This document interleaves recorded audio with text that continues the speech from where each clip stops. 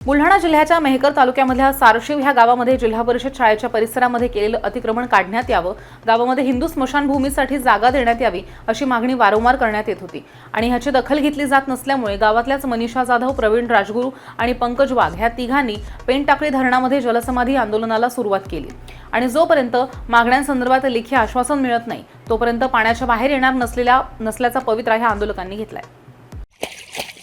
आज आम्ही सारशिव गावातील विविध मागण्या, हिंदू स्मशानभूमी व शाळेभोवतील अतिक्रमण या विविध मागण्या घेऊन आम्ही वारंवार प्रशासनाकडे विनंती अर्ज केले, निवेदन दिले, आंदोलन केले। आज आम्ही तिघ जण प्रवीण राजगुरू, पंकज वाघ, मनीष जाधव आम्ही तिघ जण जल समाधीचं आंदोलन करत आहे।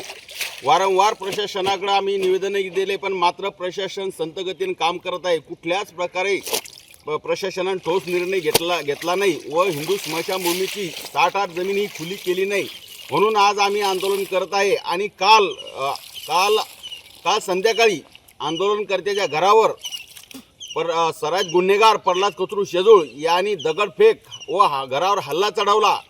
म्हणजे ह्या प्रल्हाद कचरू शेजूळला एवढी हिंमत कुठून आली?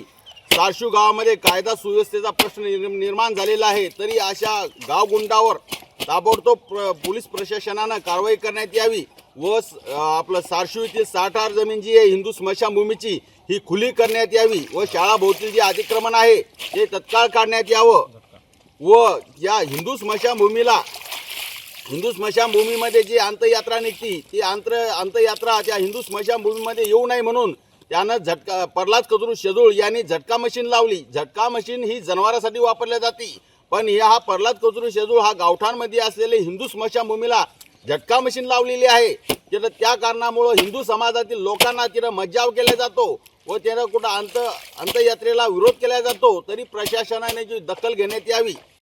आमचे जलसमाधी आंदोलन चिरडण्यासाठी प्रल्हाद कचरू शेजूळ यांनी आमच्या घरावर दगडफेक करून हल्ला चढवला।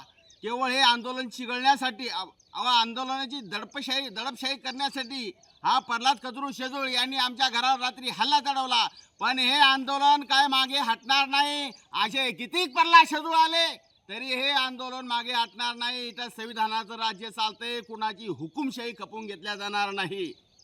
आज आमचं आंदोलन जे आहे आमच्या वैयक्तिक कुटुंबासाठी नाही तर समाजाच्या हितासाठी आहे। जे समाजातले गोरगरीब जनता आहे त्यांच्या हितासाठी आहे।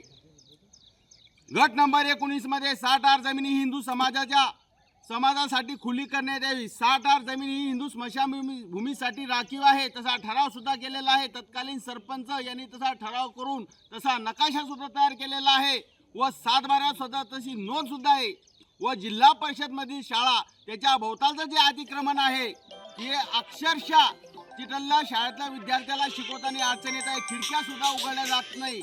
ही अशी परिस्थिती आहे। वारंवार प्रशासनाकडे विनंती केली, तक्रार अर्ज दिले, निवेदन केले, आमरण उपोषण केले, अन्नत्याग आंदोलन केले, पण मात्र जाणून बुजून हेतू पुरस्कार प्रशासन या आंदोलनाकडे दुर्लक्ष करीत आहे। तरी शासनाकडे आमची मागणी आहे की तत्काळ हिंदू स्मशानभूमी जागा खुली करण्यात यावी व शाळाभोवतील अतिक्रमण खुले करण्यात यावे। या आमच्या लोकशाही मार्गाच्या संविधानाच्या मार्गाने आमच्या मागण्या सुरू आहे व आमच्या आंदोलन चालू आहे।